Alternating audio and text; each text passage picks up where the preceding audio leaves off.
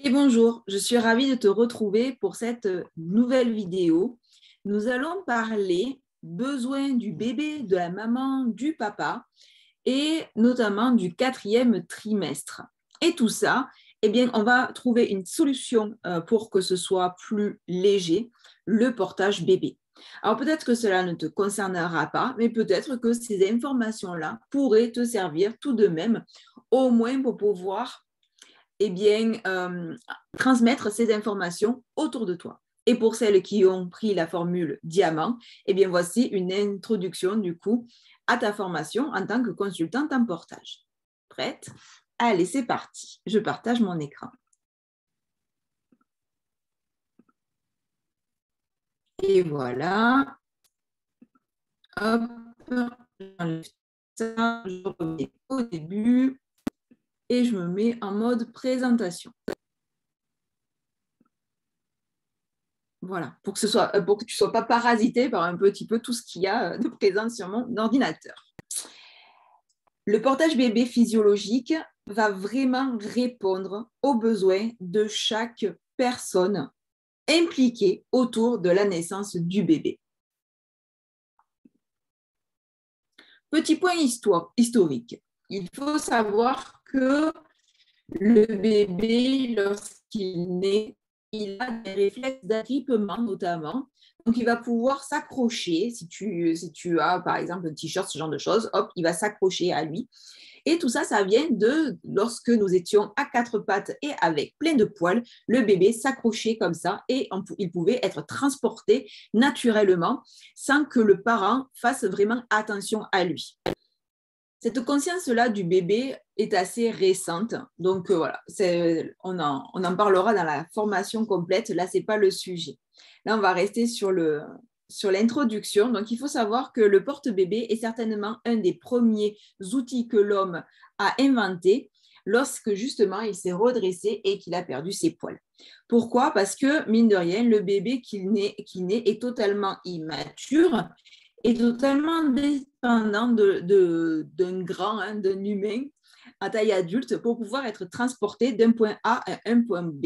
Et lorsque l'homme était encore nomade, il avait besoin justement d'avoir ses bras libres, mais que le bébé soit installé confortablement et en toute sécurité. On ne pouvait pas le laisser dans un coin de la grotte parce que on ne sait jamais, peut-être qu'une bête sauvage était à l'affût. Tout ça, c'est resté ancré dans une partie de notre cerveau qui est le cerveau reptilien. Donc, le bébé d'aujourd'hui, quand on le pose, il ne sait absolument pas qu'il est en sécurité dans un 80 mètres carrés avec le chauffage, la lumière et qu'en tout cas, il n'y a pas de bête sauvage qui risque de l'attaquer. Ce qui veut dire que le cerveau du nouveau-né de 2021-2022, il est exactement au même point que le bébé Cro-Magnon. Donc, lorsqu'on le laisse et qu'il se retrouve en insécurité, il va rentrer dans un système de stress qui va être plus ou moins long à déverrouiller.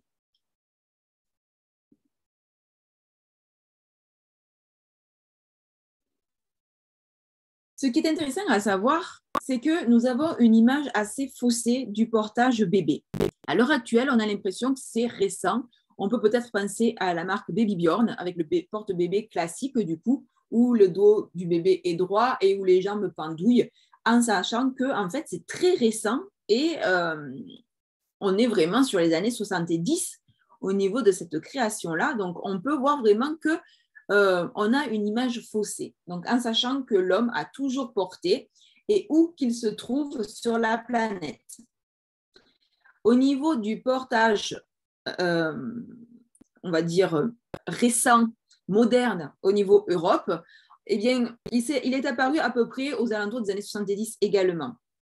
En sachant qu'il y a eu un trou historique entre les années de guerre et les années 70. Mais avant, comme on peut le voir sur cette photo-là en haut, eh bien, début 20e, on portait encore les enfants, et notamment tout membre de la famille, que ce soit un parent, un papa, un papy, une mamie, ou la maman, la tata, et peu importe, du moment que l'enfant était en sécurité, parce qu'on avait cette conscience-là qu'un bébé, on ne pouvait pas le laisser tout seul. On dormait souvent avec le bébé, Donc, vraiment, on avait cette continuité-là qui était déjà installée à cette époque-là. Et puis, il y a eu la poussette, le landau. On a éloigné l'enfant, on a arrêté de dormir avec lui, on a commencé à le mettre dans une pièce à part et donc on est arrivé sur un maternage distal. Le souci avec ce maternage distal, c'est que comme ça, le cerveau du bébé va rentrer dans un schéma de stress qui va aller crescendo jusqu'à ce que l'adulte intervienne. Et donc, un enfant qui est loin, automatiquement, on va avoir plus de temps à pouvoir venir répondre à ses besoins.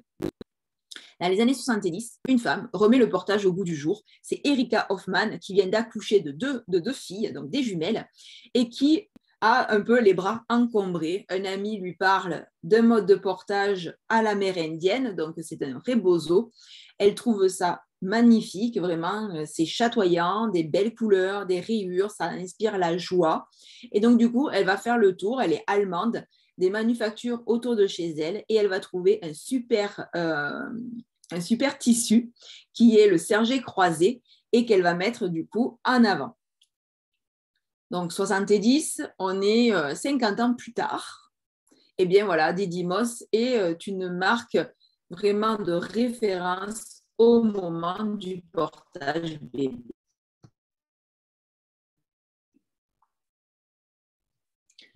En quoi le portage bébé peut être intéressant dans notre module 1? Eh bien, si tu es toute jeune maman, sache que ton bébé, il est totalement dépendant de toi.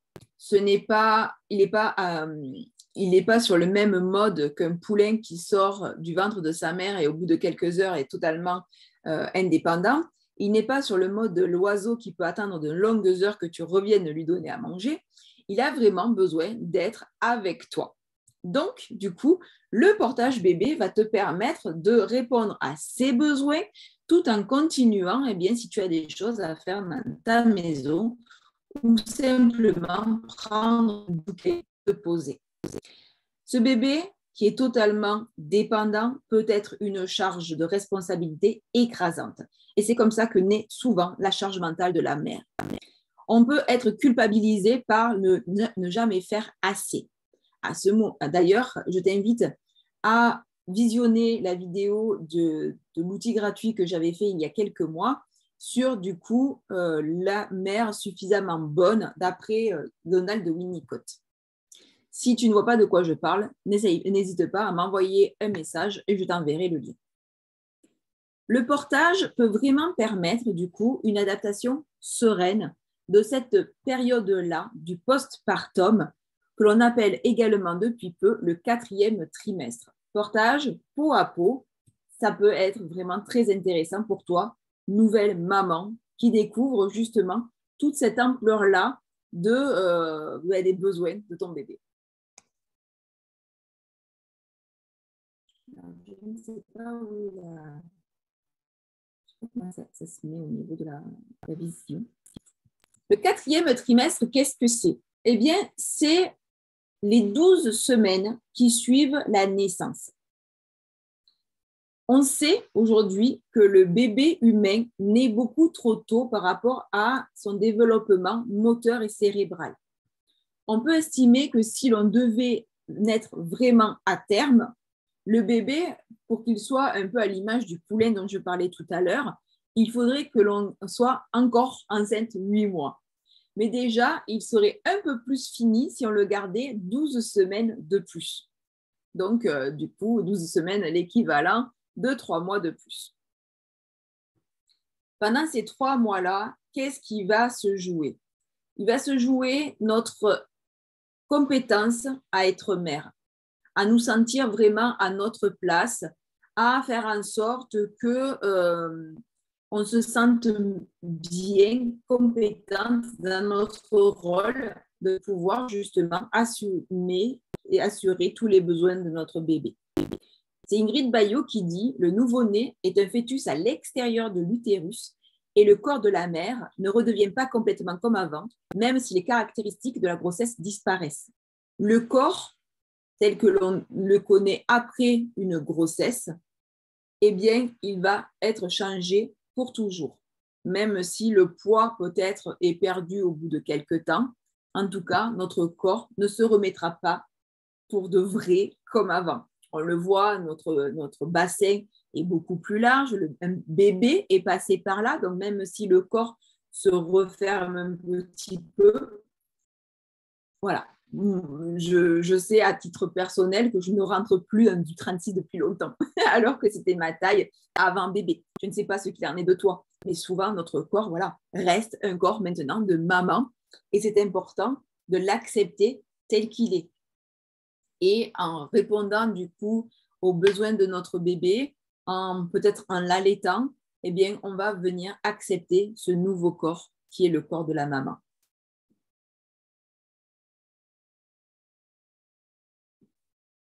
Avec le portage, on répond également aux besoins du papa. Donc, on a vu le besoin du bébé, c'est une continuité. Le bébé, il a besoin de se sentir en sécurité comme il était dans l'utérus. Et donc, le fait d'être contenu dans un tissu va rappeler cette contention intra-utérine. Le fait qu'il soit au chaud contre le cœur de son parent, ça va lui remettre aussi ça en mémoire. Il faut savoir que le sens le plus développé du bébé, c'est le sens du toucher. Donc voilà, là, il est en sécurité, il a un tissu partout qui le contient, il a le bruit peut-être un peu étouffé parce qu'il se colle une oreille contre son parent et il va pouvoir être comme ça de façon beaucoup plus tranquille et enchaîner davantage les cycles de sommeil également sur son parent.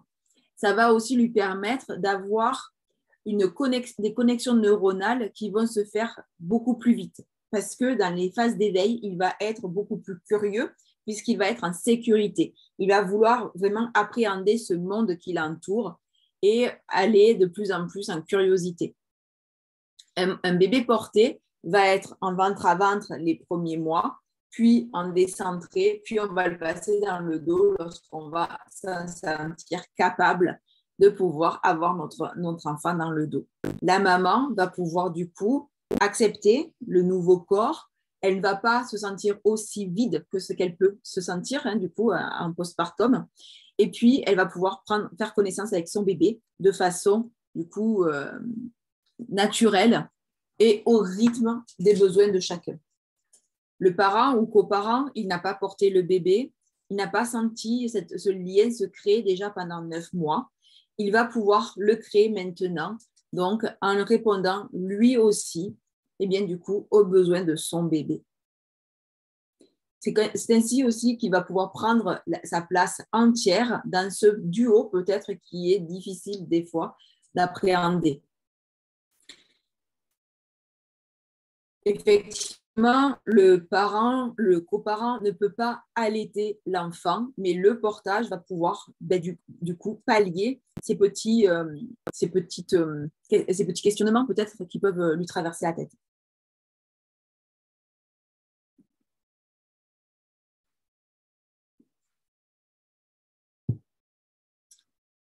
Donc, pour la maman, on va se sentir davantage compétente, beaucoup moins bloquée dans ce que l'on voudrait faire si on veut, par exemple, aller promener, prendre l'air, aller passer un moment avec les copines et pourquoi pas travailler avec bébé. Il y a des mompreneurs qui travaillent avec leur bébé en écharpe dans le dos si elles sont, par exemple, couturières ou qu'elles ont des choses à faire au niveau de la sphère de devant. Une personne qui travaille beaucoup sur l'ordinateur va totalement pouvoir aussi garder son bébé avec elle à côté ou du coup sur elle les premiers mois ici et après dans le dos, notamment au moment des siestes.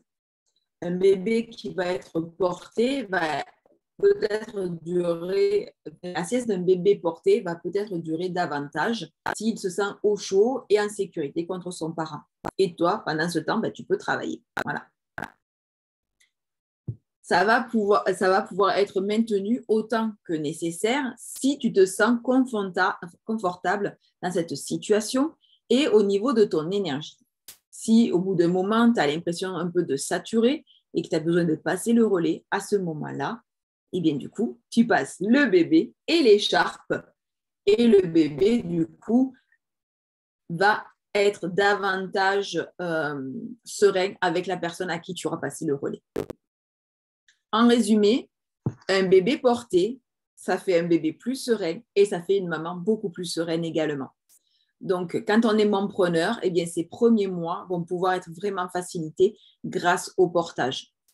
Tu vas pouvoir avoir un rythme dans ton quotidien beaucoup plus zen que si tu devais, du coup, eh bien, partir, poser ton enfant à faire garder et puis revenir et puis te mettre au travail et puis peut-être devoir aller l'allaiter et puis peut-être, je ne sais pas moi, faire une visio avec le bébé, je ne sais pas, parce qu'il est gardé par la mamie et que la mamie, elle a des doutes ou il pleure, etc.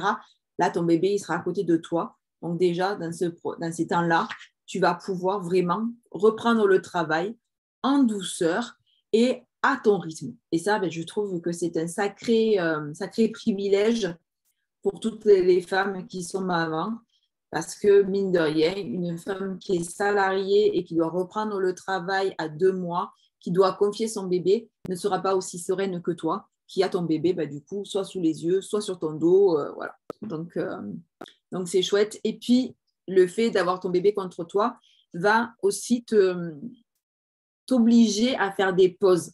Et ces pauses-là, on en reparlera avec la vidéo sur la charge mentale, mais ces pauses-là, elles sont salutaires. Donc, vraiment, profite de ton bébé et on verra dans d'autres vidéos aussi comment être pleinement concentré et complètement,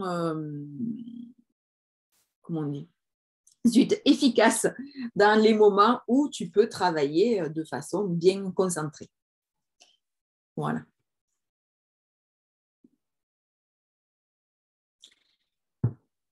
Je ne pouvais pas faire cette vidéo sur le portage sans te parler des règles de portage, de ce qui existe au niveau du portage, si peut-être tu ne portes pas encore, que tes enfants sont encore petits et que tu veux tester. Situation numéro 1, le fameux baby Bjorn, position absolument pas physiologique. Un bébé en position physio a besoin d'avoir un dos maintenu. Donc là, c'est ce qu'on peut imaginer. On a un dos quand même qui est à peu près maintenu, même si ce que je vais te dire après va aller contre ça. Donc, on va vraiment avoir un dos enroulé, les jambes en position de grenouille. Tu auras un schéma ensuite. Cette présentation, tu vas pouvoir la télécharger au niveau du PDF. Donc, ne t'inquiète pas. Tout ça, tu vas l'avoir. Tu vas avoir du coup après le schéma dont je vais te parler. Donc voilà, cette position-là, par rapport à bébé, ce n'est pas physio. Et par rapport au porteur, ce n'est pas physio non plus. Parce qu'on va avoir tendance en fait à compenser le poids du bébé qui part un peu vers l'avant. Donc, nous, on va forcer sur notre dos. On ne va pas être bien maintenu, alors qu'un portage physiologique doit être confortable et pour le bébé et pour la maman. Ici, donc, ce que je te disais, c'est qu'effectivement, on a une position quand même qui s'apparente à une position physio, sauf que là, on n'a pas vraiment des lignes de tension qui vont venir soutenir le dos du bébé totalement immature.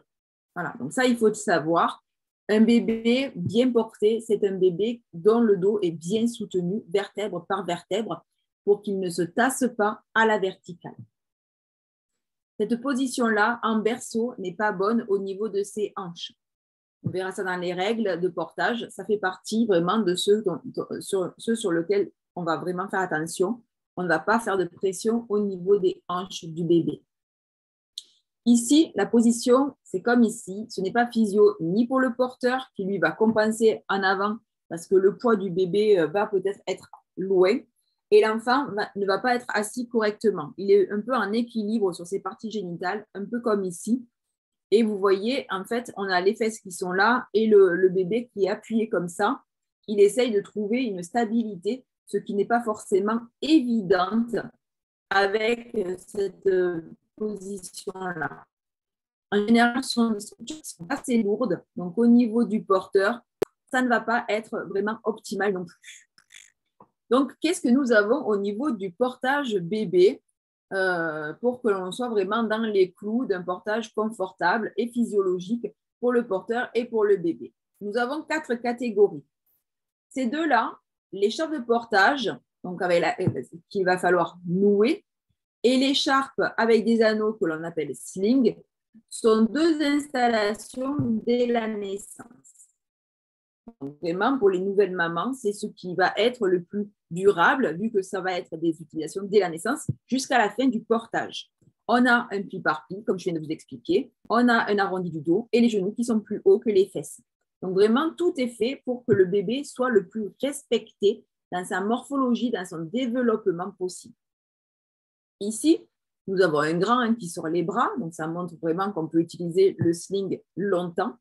On retrouve vraiment l'installation. Le bébé est bien assis, le tissu vient jusqu'au creux des genoux, il est vraiment confortable. Et la maman a le tissu dans son dos, que ce soit ici ou que ce soit ici, bien développé, ce qui va amortir le poids du bébé.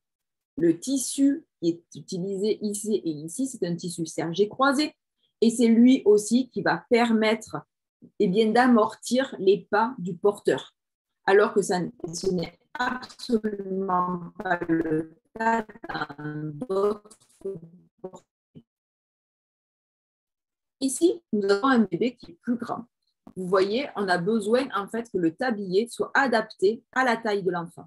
Donc, jusqu'à ce que l'enfant soit capable d'attraper ses pieds, toute la famille des médailles ou médailles va être vraiment du coup limitée à certains modèles et selon certaines durées au niveau temps.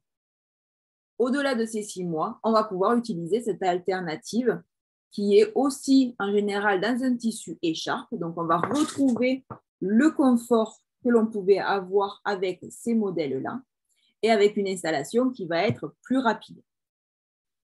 Ici, c'est ce que l'on appelle des préformés. Donc, nous avons des bretelles, en général qui sont rembourrées, un système de clip en haut et un système de clip en bas. On est sur du tissu davantage comme du coton peigné, du coton toile. Donc, on est sur quelque chose qui va être plus rigide. On ne va pas avoir exactement le même confort. C'est un portage qui va être davantage pour les personnes comme les papas, des fois, qui aiment beaucoup le système de clip parce qu'ils trouvent que c'est plus rassurant. Donc voilà, on peut être sur là-dessus, en sachant que ce mode de portage-là ne peut pas être autant sur mesure que ces modèles-là. Donc on est sur un modèle à partir de 9 mois, à partir du moment où l'enfant tient assis tout seul, correctement, et qui peut donc durer à la verticale. Voilà l'illustration dont je vous parlais il y a quelques minutes. Donc voilà ce que ça donne, un portage du coup adéquat en fonction de l'âge de l'enfant. Donc nouveau-né, donc vraiment tout recroquevillé. L'enfant grandit, donc on est aux alentours de 3-4 mois. Ici, on est plus aux alentours de 8-9 mois. Donc on voit la colonne vertébrale est bien ossifiée, elle est droite, elle tient bien. Et ici, on est sur des plus grands, donc on est aux alentours de 1 an. En sachant que des enfants de 1 an, même à partir de 5-6 mois, on va pouvoir les passer dans le dos, ce qui va être beaucoup plus confortable pour nous au niveau de la répartition du poids. En sachant que vraiment, quand on choisit un mode de portage de qualité, on est aussi confort que lorsque l'enfant était nouveau-né.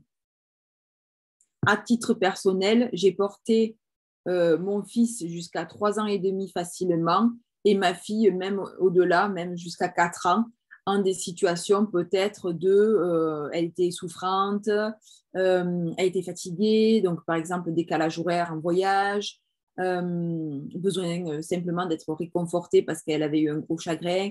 Enfin, voilà. Un enfant de 4 ans reste un enfant qui est petit et qui a besoin d'être de nouveau rassuré, beaucoup moins que lorsqu'il est tout petit, mais ça reste quelque chose de quotidien tout de même.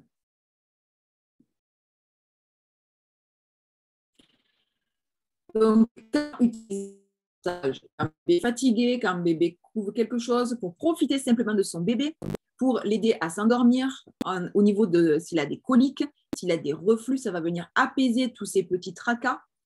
On peut avoir besoin de nos mains pour s'occuper de la fratrie. Donc, comme je vous disais, quand j'ai découvert l'écharpe de portage, mon fils aîné avait déjà 5 ans, mais il avait encore besoin de moi pour que je lui dise une histoire, pour que, je ne sais pas, que je lui fasse un câlin, que je l'amène à l'école, que je lui donne la main et pas qu'il soit accroché à la poussette, par exemple.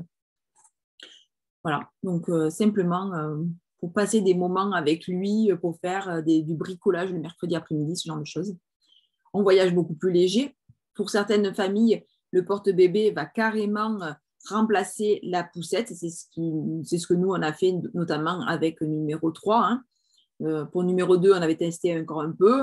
La poussette servait davantage pour porter les affaires. Et là, du coup, on pouvait vraiment voyager léger sans poussette du tout. Passer n'importe où, aller n'importe où, avoir notre bébé avec nous dans plein de circonstances, vraiment adapter votre quotidien avec votre bébé, porter, c'est beaucoup plus facile qu'avec un bébé en poussette, par exemple. Beaucoup moins de baby blues, le bébé prend sa place plus facilement, on se sent compétente, on a moins de tension, l'allaitement est facilité. Et j'en reviens à notre sujet vraiment de cette formation. En tant que mompreneur, on peut vraiment reprendre le travail en douceur, avec beaucoup moins de pression. Si on allaite, on peut allaiter bébé du coup, quand on est en train de travailler, et puis après on le replace dans notre dos si on porte dans le dos. Vraiment, ça allège énormément le mental, voilà, d'avoir le bébé porté alors qu'on est en train de travailler. Je pense à certaines situations, à certaines d'entre vous qui pouvaient vous déplacer aussi avec votre bébé sur des présentations de produits, sur des formations, pourquoi pas, etc. Moi, quand j'ai repris mes formations, je me voyais totalement parcourir la France avec mon bébé. Ça ne s'est pas fait, il y a eu d'autres péripéties. Mais voilà, on peut vraiment envisager notre travail avec notre bébé. Ça nous enlève une énorme charge, énorme. Donc, vraiment, les règles de portage, le tissu de la nuque jusqu'en dessous des genoux en position de sommeil ou vraiment pour les nouveau-nés. Tête et pieds toujours à l'extérieur, le dos doit être bien soutenu, les hanches doivent être respectées, on ne force pas l'écartement des hanches. On doit avoir dans cette exercice profonde et M qui se dessine. Et on porte en conscience, comme si, petit aparté, vous faites du cododo, on fait du cododo en conscience, on prend toutes les mesures nécessaires pour que ce soit en sécurité optimale. Eh bien, en portage, c'est pareil, on ne cuisine pas de l'huile avec bébé ici. Si bébé est sur le côté, on fait attention en passant les portes. Si on jardine, on fait attention quand on se baisse, etc., etc., etc. On ne fait pas de vélo, on ne fait pas de ski, on ne fait pas, voilà, tout ça non plus. Et bien voilà, j'ai fait le tour de tout ce que j'avais à vous dire au niveau du portage, comment ça peut vous faciliter la vie en tant que maman et en tant que mompreneur. Donc, n'hésitez pas sur le prochain Zoom à venir me poser vos questions. J'y répondrai avec grande joie. Cette version bêta est aussi faite pour ça, pour que vous soyez vraiment à l'aise avec toutes les questions qui peuvent remonter. Et plus vous me poserez de questions, et plus je pourrai adapter cette formation reconversion ambitieuse. Je vous souhaite une très bonne continuation avec du coup la prochaine vidéo où on se retrouve très vite. Salut!